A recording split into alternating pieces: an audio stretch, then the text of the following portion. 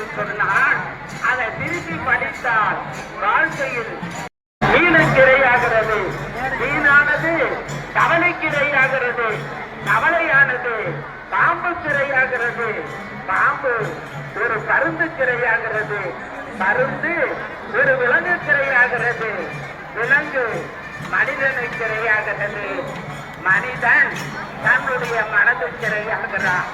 சில மடங்கு ஜீவன் சிவலிங்கம் நல்ல புலனைந்தோ காலாம் அணிவிலங்கினான்.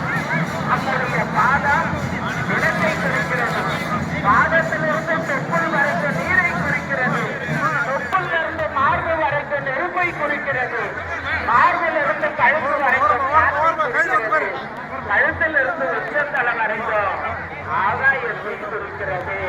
கட்டவிரல் நெருப்பு, ஆள்காட்டி விரல் காற்று, நடுவிரல் வானம், மோதிர விரல் பூமி, சுண்டு விரல் நீர். ஆக பஞ்சபூதத்துல பிருத்திவின் தத்துவம், மண்ணுடைய அமைப்பு காஞ்சிபுரம். மண்ணின் மீது மனிதனுக்கு ஆசை, மனிதன் மீது மண்ணுக்கு ஆசை. புனரவி ஜனனம், புனரவி மரணம் என்று சொல்லுவார்கள். இதை ஏற்படுத்தி அறிவற்ற ஆற்றல் என்ற என்பதை உருவாக்கி வருங்காலத்தை காப்போம் என்ற பத்தினை உருவாக்குவதுதான் ஆசிரியர் கடமை.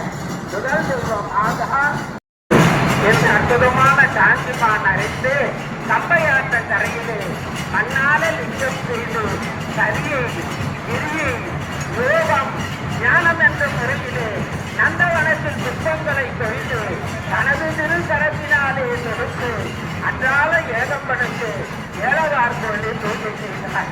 அவளுடைய பூஜையை சோதிப்பதற்கு இறைவன் காற்றாற்று வெள்ளத்தை கங்கையாற்றிலே ஓடுபடி செய்தார்.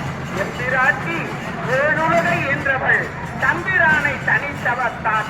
இந்த ராஜாக்கள் வாழக்கூடிய முனிவர்கள் சித்தர்கள் பல மகான்கள் வாழ்ந்த இந்த காஞ்சிமா நகரம், அதாவது திருக்குறிப்பு தொண்டர் சாக்கிய நாயனார் காடவர் போன்ற மகான்கள் முக்தி பெற்ற திருத்தலம் காஞ்சிபுரம்.